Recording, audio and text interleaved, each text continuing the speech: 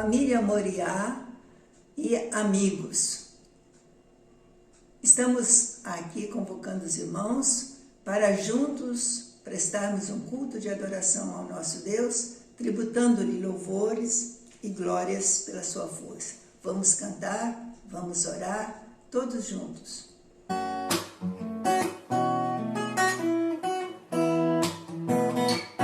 Meu coração transborda de amor, porque meu Deus é um Deus de amor.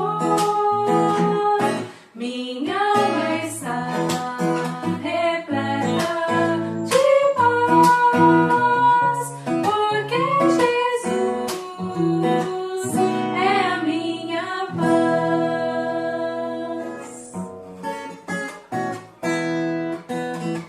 Se começarmos a orar, este templo treme. Se começarmos a orar, salvaremos vidas. Elias orou e o fogo desceu. Josué orou e o sol parou. Põe a mão do meu Senhor da Galileia. Põe a mão do meu Senhor que acalma o mar. Meu Jesus que cuida de mim, noite e dia sem parar. Põe a mão do meu Senhor que acalma o mar. Verde cautelosamente vai um barquinho a vagar, e o vento que o céu mandou não o deixa parar. Minha vida é assim também, não vivo no mar, mas vivo a vagar.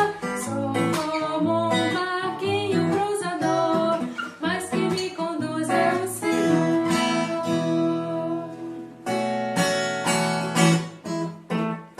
Então será o Filho do Homem vindo sobre as nuvens com poder e glória. Porque assim como o relâmpago que sai do Oriente se mostra no Ocidente, assim há de ser a vinda do Filho do Homem. Porque assim como o relâmpago que sai do Oriente se mostra no Ocidente, assim há de ser a vinda do Filho do Homem.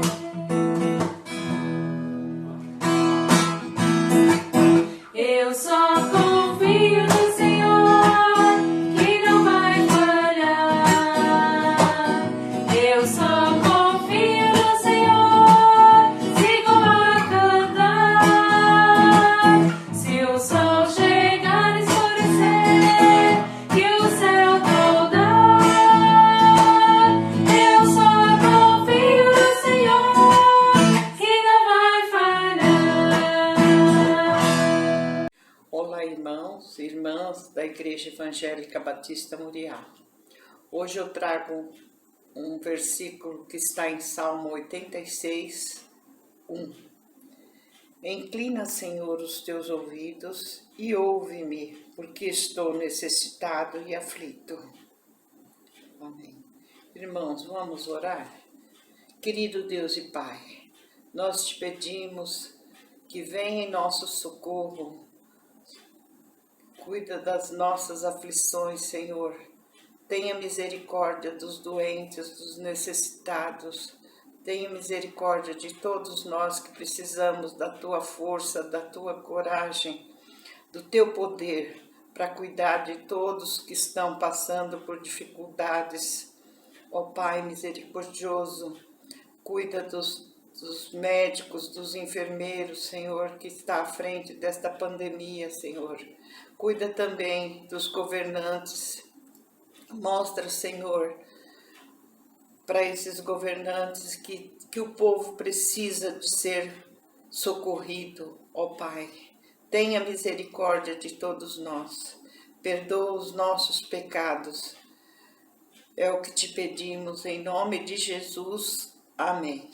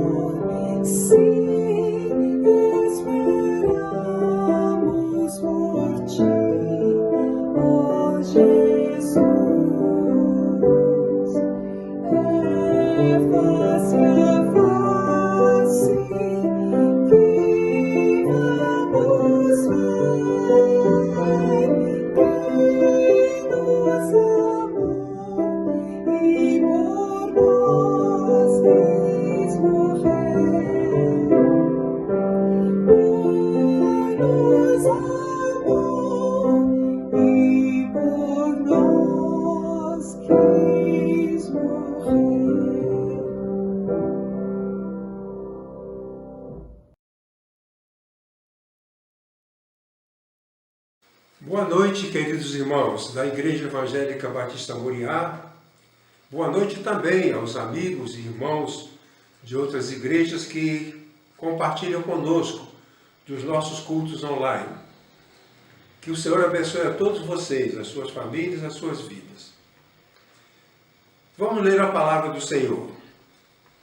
O texto será lido em 2ª carta de Paulo aos Coríntios, capítulo 2, versículos de 1 a 3 e depois o versículo 7. A palavra do Senhor diz: Mas deliberei isto comigo mesmo, não ir mais ter convosco em tristeza. Porque se eu vos entristeço, quem é, pois, o que me alegra, senão aquele que por mim é entristecido? E escrevi isto mesmo, para que, chegando, eu não tenha tristeza da parte dos que deveriam alegrar-me. Confio em vós todos, que a minha alegria é a de todos vós. De maneira que, pelo contrário, deveis antes perdoar-lhe e consolá-lo, para que ele não seja devorado por excessiva tristeza. O nosso tema é reduzindo a tristeza do nosso próximo. Reduzindo a tristeza do nosso próximo. A ideia central é que a tristeza é um sentimento universal e inevitável. Não pode ser removida da experiência humana, mas pode ser reduzida na sua intensidade. A tristeza é universal, não há como acabar com a tristeza no mundo, mas a tristeza pode ser reduzida na sua intensidade. Uma vez eu estava em uma reunião falando sobre tristeza, e um pastor ficou decepcionado. Ele achou que eu ia dizer como é que poderíamos acabar com a tristeza. Ele esperava isso, que eu ensinasse a ele como acabar com a tristeza. Mas isso não é possível. Nós não podemos acabar com a tristeza, mas podemos reduzir o seu impacto. Continuando. O que é a tristeza? Tristeza é um sentimento doloroso e desagradável que experimentamos quando sofremos uma perda, como frustração, rejeição, humilhação, maus tratos. As principais causas da tristeza são morte de pessoa querida, separação conjugal, perda de um bem, rejeição, carência, pequenas perdas do dia a dia. A intensidade da tristeza está relacionada à magnitude da perda. Por exemplo, vamos supor que em uma família haja um gato. Se esse gato morre, não vai causar tanta tristeza se for o pai que morre. Por quê? Porque a intensidade da tristeza depende da grandeza da perda, da magnitude da perda. A intensidade da tristeza está relacionada também surgindo, muitas vezes, do nada. É a tristeza chamada de existencial, a qual todo ser humano está sujeito. A nossa pergunta é: o que significa reduzir a tristeza do próximo? Eu disse que o nosso tema é reduzindo a tristeza do nosso próximo. E a pergunta, repito, o que significa isso? O que significa reduzir a tristeza do próximo? Temos 3 assertivas sobre este assunto. Primeira delas, reduzir a tristeza do próximo significa agir segundo uma decisão pessoal. O apóstolo Paulo diz: deliberei isto por mim mesmo, não mais ir ter convosco em tristeza. Não mais ir ter convosco em tristeza. Nesse caso, o apóstolo Paulo está tratando de uma situação de relacionamento dele com a igreja de Corinto. Por várias razões, a igreja estava triste com ele. A igreja de Corinto estava triste com Paulo. E o apóstolo Paulo estava triste com a igreja. Nessa carta, ele pretende amenizar essa situação de tristeza mútua. Então, para resolver isso, ele tomou uma decisão.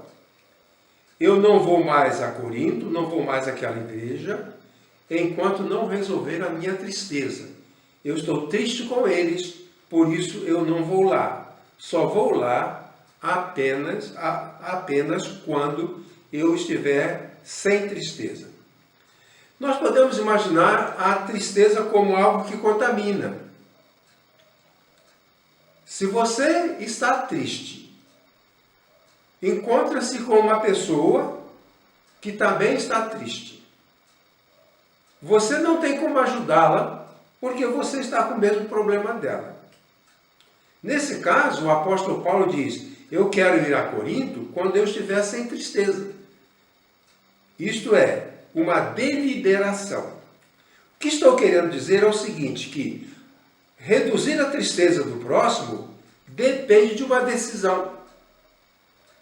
Nós precisamos decidir se vamos ou não vamos ajudar aquela pessoa que está em tristeza. Tenho 3 comentários sobre este assunto. Primeiro, precisamos tomar decisão em relação ao alvo. Nós tomamos a decisão de ajudar o próximo. Mas qual próximo? De quem devemos reduzir a tristeza? Há várias pessoas das quais poderemos reduzir a tristeza. Um irmão em Cristo, um irmão da igreja, está em tristeza por algum motivo. Nós decidimos ir a ele e ajudá-lo a reduzir a sua tristeza. Familiares. Muitas vezes o marido não percebe que a esposa está em tristeza. Mas ele precisa perceber se a esposa está em tristeza e tomar como alvo reduzir a sua tristeza. A igreja também. Há pessoas nas igrejas que causam tristeza, como aconteceu com Corinto. A igreja de Corinto causou tristeza em Paulo, mas Paulo também causou tristeza à igreja. A igreja estava triste com Paulo e o apóstolo Paulo estava triste com a igreja. Mas ele colocou um alvo. Eu vou ter convosco quando não estiver triste. Então, nós precisamos saber, se nós vamos trabalhar com os tristes, devemos saber quais são eles. É a esposa que está triste, precisa de mim? É o filho que está triste, precisa de mim?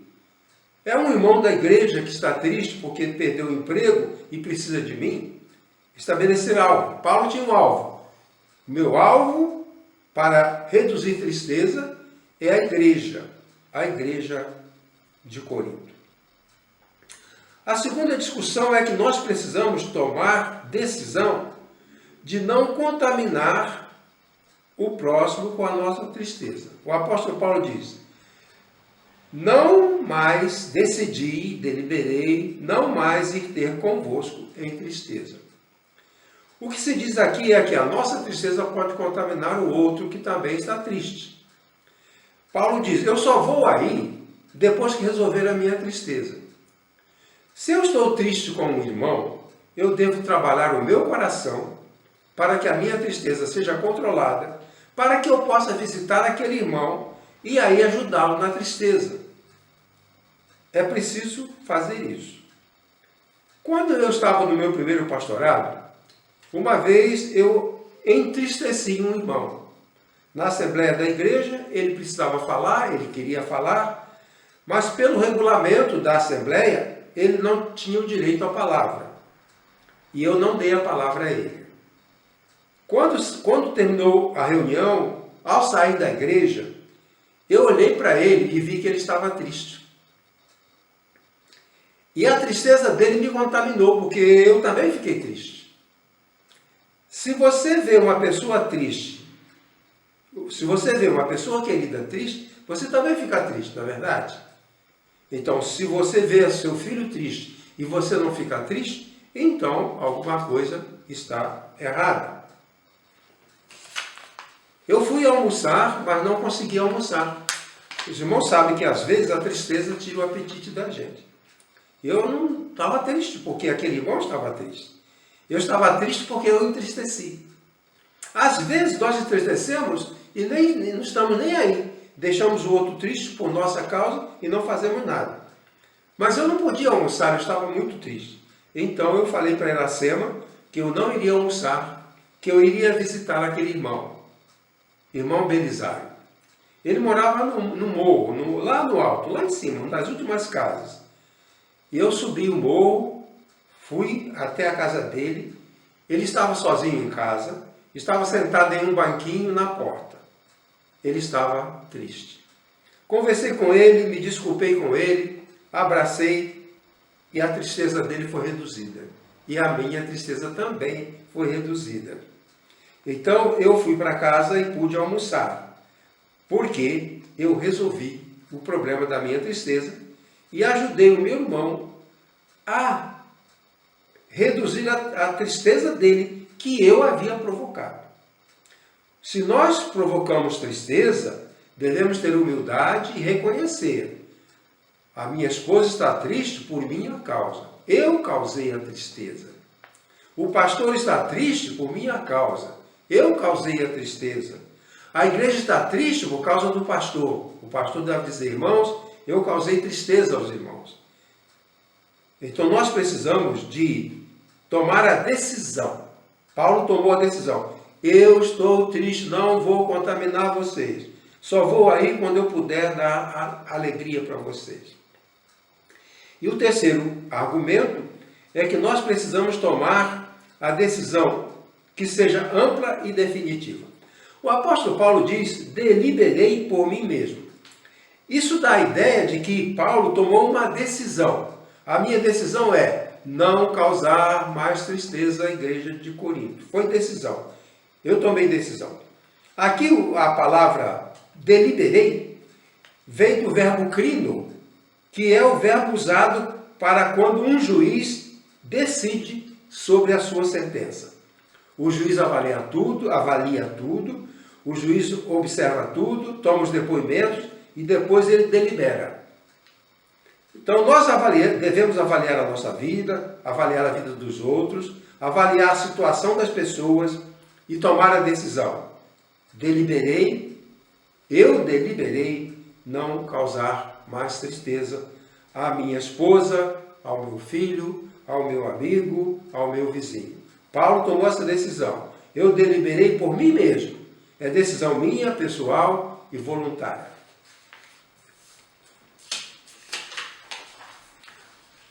A outra forma pela qual, o outro significado, melhor dizendo, o outro significado sobre reduzir a nossa tristeza é expresso da seguinte maneira: reduzir a tristeza do próximo significa reduzir a nossa própria tristeza. Presta atenção. Reduzir a tristeza do próximo significa reduzir a nossa própria tristeza. O apóstolo Paulo diz assim: pois se eu vos entristeço, quem me alegrará? Senão vós a quem tem entristecido. O apóstolo Paulo esperava que a igreja de Corinto desse alegria para ele. Ele queria ter alegria na igreja. Mas ele não podia alegrar a igreja. Se eu não posso alegrar uma pessoa, eu não posso esperar que aquela pessoa me alegre. Se eu entristeço o meu amigo também vai me entristecer. A ideia aqui é que temos de reduzir. Há alguma coisa na nossa tristeza que nós precisamos fazer sozinhos. Então nós vamos trabalhar no nosso coração. O marido está triste porque no trabalho deu algum problema e veio para casa triste. O marido chegou triste em casa, ele vai entristecer a esposa porque ele está triste. Mas se ele parar um pouco antes de entrar em casa, trabalhar o seu coração, orar e pedir a Deus para tirar a tristeza do seu coração, ele vai entrar em casa sem a tristeza, porque a sua tristeza foi resolvida. Agora, ele pode alegrar a sua esposa, pode reduzir a tristeza da sua esposa. Então, a redução da tristeza precisa ser mútua. Se vos entristeço, quem me alegrará? O marido deve esperar que a esposa seja uma fonte de alegria. Mas se ele entristece a esposa, quem é que vai alegrá-lo? O apóstolo Paulo disse: aquele que ama a sua esposa, a si mesmo se ama. E nós podemos dizer: aquele que alegra a sua esposa, a si mesmo se alegra. Aquele que reduz a tristeza do seu filho, reduz a sua própria tristeza. É isso que Paulo está dizendo. Se eu entristeço vocês, quem é que vai me alegrar?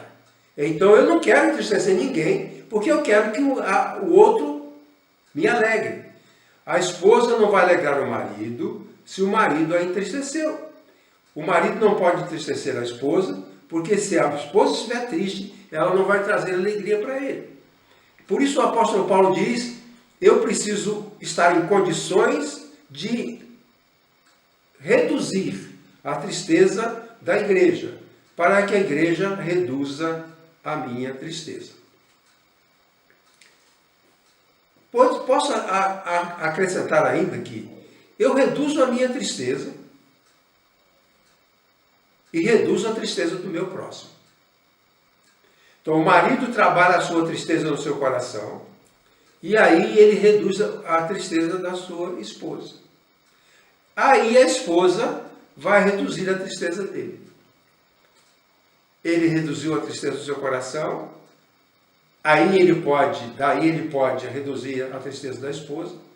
E a esposa, com sua tristeza reduzida, pode reduzir novamente a esposa do marido. É uma coisa mútua, um trabalho mútuo. Um alegra o outro e é alegrado por aquele a quem alegrou. A outra discussão sobre esta questão diz: a redução da tristeza exige responsabilidade. Eu reduzo a sua tristeza, você reduz a minha tristeza. Às vezes nós vivemos sem levar em conta o fato de que a emoção do outro é responsabilidade nossa. Eu sou responsável pela alegria ou pela tristeza do meu filho. Sou responsável. Se o meu filho está triste, eu tenho que prestar contas disso. E muitas vezes ele está triste porque eu me entristeci. Dessa forma, então, a redução da tristeza exige senso de responsabilidade. Qual é a pessoa que se sente responsável pelo bem-estar emocional do seu amigo, do seu vizinho, do seu próximo? Nós temos um grande número de pessoas nas igrejas. Essas pessoas são responsáveis umas pelas outras para que um possa produzir alegria no outro ou reduzir a tristeza do outro? A redução da tristeza exige responsabilidade. Então, a minha terceira afirmação sobre reduzir a tristeza do próximo é expressa da seguinte maneira: reduzir a tristeza do próximo significa preservar a vida dele. O apóstolo Paulo diz: deveis antes perdoar-lhe e consolá-lo, para que não seja devorado por excessiva tristeza. Vamos tentar compreender isso aqui. Essa segunda carta aos Coríntios, na verdade, é a terceira carta. Paulo escreveu uma primeira carta e escreveu uma segunda que se perdeu. Então, essa segunda nós não temos, ninguém tem. Nós temos a primeira carta e a terceira, que na Bíblia é a segunda. Na primeira carta, o apóstolo Paulo proferiu palavras muito duras, que causou tristeza. Na segunda carta, que se perdeu, Paulo ainda usou palavras muito duras, muitas repreensões severas. E algumas pessoas na igreja começaram a reclamar da dureza do apóstolo Paulo, da severidade. A segunda carta que nós lemos é a carta onde o apóstolo Paulo tenta amenizar o mal-estar de tristeza entre ele e a igreja de Corinto.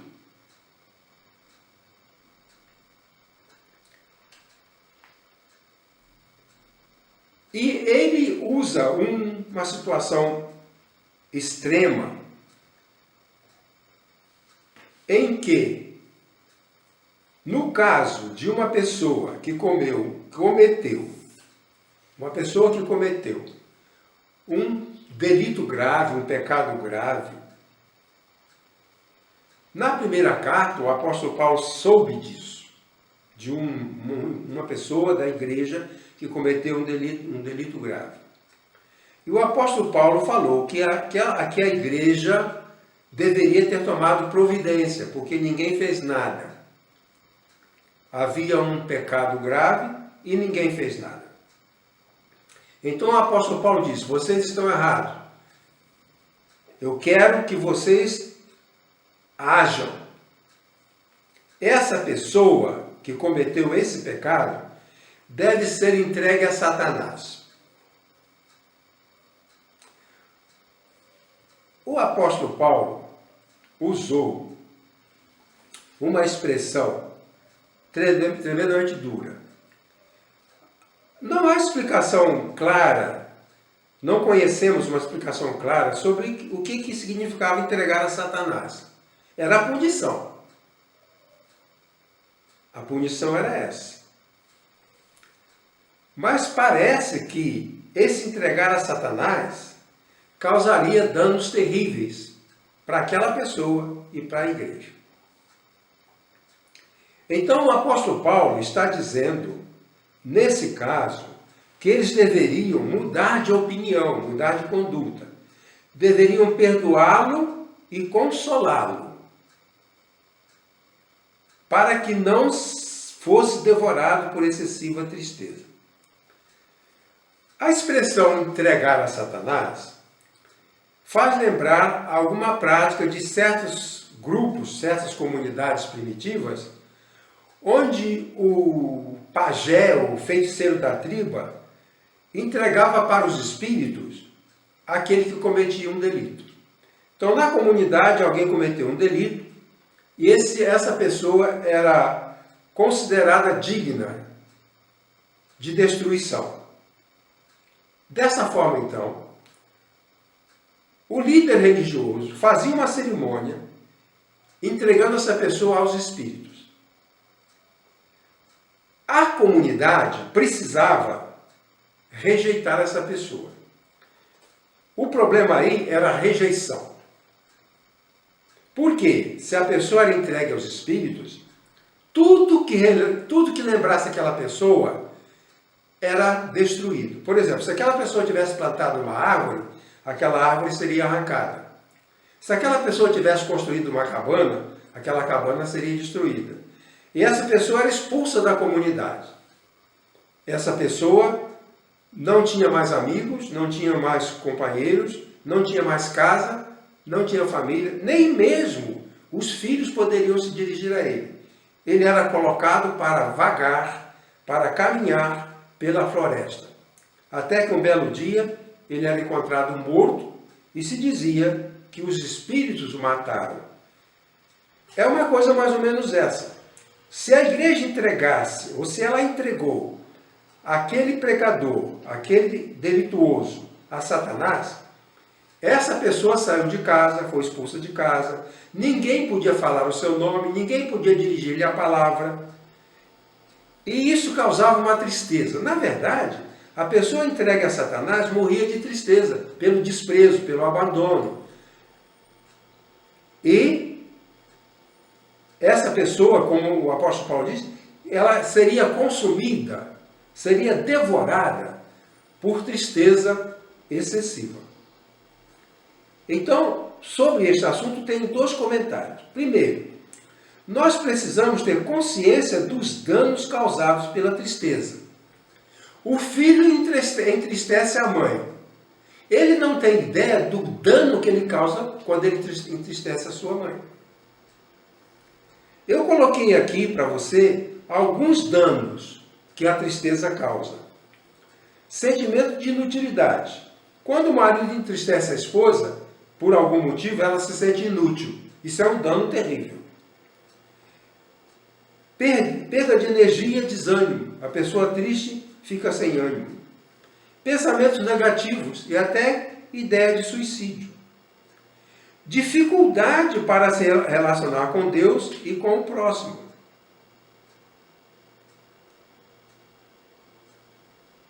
Doença e morte. Agora eu quero mostrar para você uma figura. Você está vendo aí a figura que tem um leão em vias de devorar a sua presa. E os dizeres: a tristeza excessiva devora a pessoa da mesma forma como o leão devora a sua presa. Paulo falou que a igreja deveria tomar uma conduta para que aquela pessoa que foi entregue a Satanás não morresse, não fosse devorada de excessiva tristeza. Aqui está o leão, que é a tristeza, e a presa, que sou eu. Então, a tristeza pode me devorar. Se eu for desprezado por todo mundo, se eu for acusado de crimes que eu não cometi, se eu perder minha família, se eu perder os meus bens, se eu tiver que ficar andando pela rua, ninguém fala comigo, ninguém olha para mim. Então, nesse caso, eu estou diante de uma fera. A tristeza para o apóstolo Paulo aqui é comparada a uma fera, para que não seja devorado por excessiva tristeza. Pois bem, além do mais, nós precisamos usar os recursos adequados para reduzir a tristeza do próximo. Uma pessoa muito triste, que está doente por causa da tristeza, uma pessoa que não tem alegria para cantar, não tem alegria para orar, não tem alegria nos filhos, não tem alegria no marido. Nós que vamos reduzir a sua tristeza, precisamos usar os meios. Vamos imaginar aquele homem que foi expulso da família, foi expulso do grupo, foi expulso de casa, está andando pela floresta porque ninguém mais o considera. O que o apóstolo Paulo está dizendo é que, num caso como esse, um grupo deveria sair à procura dele. Achando na floresta, doente, desidratado, desnutrido, as pessoas diriam para ele: nós viemos te perdoar. E viemos dizer que você pode ser recuperado. Você já reconheceu o seu dano, seu pecado, e você já sofreu. Agora, nós queremos perdoar você e queremos consolar você. Queremos reintegrar você. Essa pessoa que foi entregue a Satanás, ela pode ser procurada, ela pode ser buscada e reintegrada na família e reintegrada na comunidade. Paulo diz: deveis perdoar-lhe e consolá-lo. Se um dia a igreja o entregou a Satanás, é hora de buscá-lo, é hora de perdoá-lo, é hora de consolá-lo. Desta forma, ele será aliviado da sua tristeza e terá a sua vida preservada. Como disse, reduzir a tristeza do próximo significa preservar a vida dele. Se nós cuidamos de uma pessoa triste, nós podemos evitar que essa pessoa fique doente. Poderemos evitar que essa pessoa fique mal. E até que ela morra, porque, como disse, há pessoas que morrem de tristeza. Então, fica essa expressão. Reduzir a tristeza do próximo significa preservar a vida dele. Preservar a vida dele, a saúde dele, a energia dele, o seu coração, as suas emoções. Bem, isto é o que temos de fazer, conforme o apóstolo Paulo diz: não sobrecarregar a pessoa de tristeza, mas levar à pessoa triste uma palavra de esperança, uma palavra de consolo, uma palavra de perdão. Se você conhece alguém que está triste por alguma razão, vá a essa pessoa. O apóstolo Paulo diz: vai lá e diz: olha, nós podemos perdoar você, você pode ser perdoado, você pode ser restaurado, nós queremos levar você de volta. E assim, fazer aquilo que o apóstolo Paulo diz para reduzir os danos da tristeza. Vamos terminar. O mundo está repleto de tristeza. As nossas famílias têm tristeza, nas nossas igrejas há tristeza, o nosso país é um país cheio de tristeza. Nós devemos reduzir a tristeza do próximo, aceitando, amando, perdoando. Essa pessoa com quem nos relacionamos, ou com quem nos preocupamos, é o nosso próximo. Isso significa que precisamos tomar uma decisão voluntária. Eu vou reduzir a tristeza do fulano, dando a ele um presente. Eu vou reduzir a tristeza do meu filho, levando-o a passear, mostrando que eu me preocupo com ele, que eu o amo.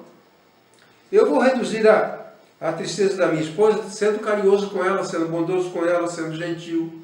Aí a tristeza dela diminui. Se o marido é gentil, bondoso, amoroso, compreensivo, a tristeza da esposa diminui. É reduzida a esposa. E é isso que nós precisamos de fazer. Assim, nós recebemos os benefícios de pessoas que nos alegram. Precisamos, para ter alegria, precisamos criar um ambiente de alegria. Se a minha casa é um ambiente de tristeza, eu não vou ter alegria nessa casa, porque o ambiente é de tristeza.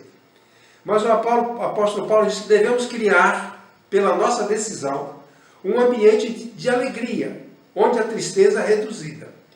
Nós precisamos fazer isso, de forma que reduzir a tristeza do meu próximo traz a alegria para mim. Se eu te alegro, você me alegra. Se eu te entristeço, você me entristece.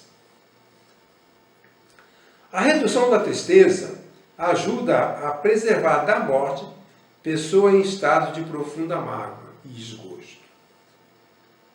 Trazer alegria é também trazer saúde. Diminuir a tristeza é diminuir a dor, a mágoa e o desgosto. Além disso, nós vamos nos lembrar de que Cristo veio ao mundo. Isaías disse, para consolar todos os tristes. Jesus veio ao mundo, Isaías capítulo 61, para consolar a todos os tristes. Isso também é tarefa nossa, reduzir a tristeza do nosso próximo. Que Deus nos abençoe. Amém.